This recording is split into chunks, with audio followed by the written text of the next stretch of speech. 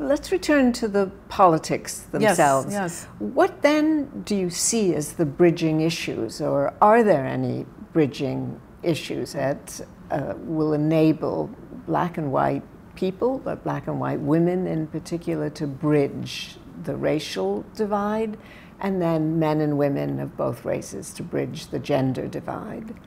I think we've seen lots of issues, actually. So maybe we don't need one.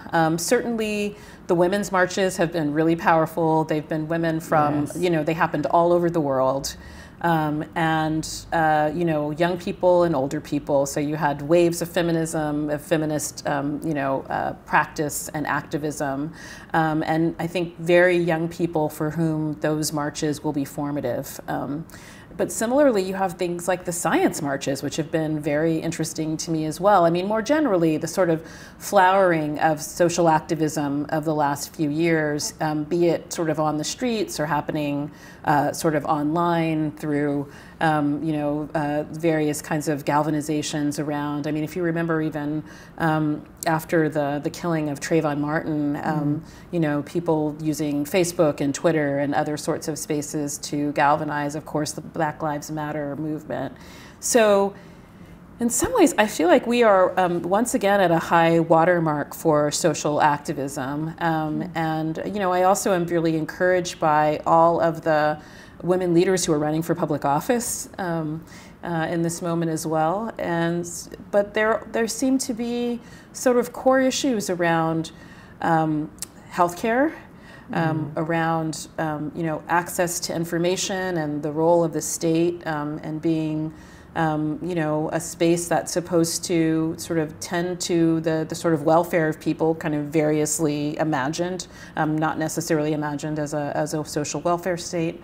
In this moment, unfortunately, certainly around issues with regards to gender, the $15 minimum wage, our colleagues, Derek Hamilton and Sandy Darity have been able to get a little traction with their baby bonds initiative, which would be, I think Bernie Sanders has taken this up, which would provide a kind of basic sort of foundational income for every baby born. We have some places like in Stockton that are sort of taking up a universal basic income approach. And so there are, I think that there are these kind of cross-cutting issues, and, that maybe we need to imagine our politics as being intersectional in the best way, and that many of us can imagine being parts of those struggles and part of that and a part of those different sites of activism, and that one needn't choose one,